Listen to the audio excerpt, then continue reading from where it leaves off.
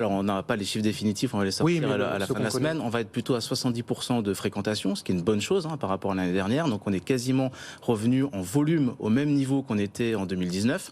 Sauf qu'en termes de prix, on est un petit peu au-delà. Alors, on va en parler justement, l'inflation. Est-ce que les touristes voyagent moins ou dépensent moins à cause des prix?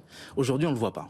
C'est pas quelque chose qu'on voit pour une raison assez simple. C'est-à-dire que les classes qui sont les plus touchées par des effets de pouvoir d'achat ne sont pas celles qui forcément voyageaient dans les hôtels, par exemple, qui est un bon indicateur de mesure. Donc tout ce qui est au-dessus en termes de consommation ont toujours envie d'aller voyager, de se changer les idées dans un contexte extrêmement anxiogène, c'est une vérité. Et donc on a envie de se changer les idées, de se retrouver en famille et de capitaliser un peu sur ces nouvelles valeurs qui sont émergées, qui ont émergé pendant le Covid.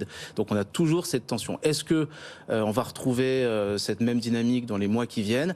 L'été s'annonce plutôt positif à date.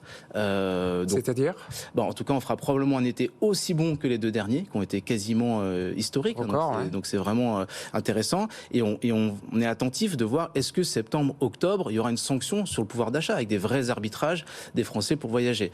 Je pense qu'on ne le verra pas sous cette forme-là parce qu'on a la Coupe du Monde de rugby qui va avoir lieu fin septembre, début octobre. L'année prochaine, on a les Jeux Olympiques. Donc ça va être très contrasté pour voir effectivement des impacts. Est-ce que le pouvoir d'achat est compliqué? Est-ce que les touristes internationaux viennent parce que le climat en France peut parfois être compliqué? Donc voilà, ça va être difficile de voir dans tous ces contrastes-là qu'est-ce qui joue parce que globalement, on bénéficie à plein régime en France, parce que la France est très attractive en termes de tourisme, de ce rebond de la demande. Donc,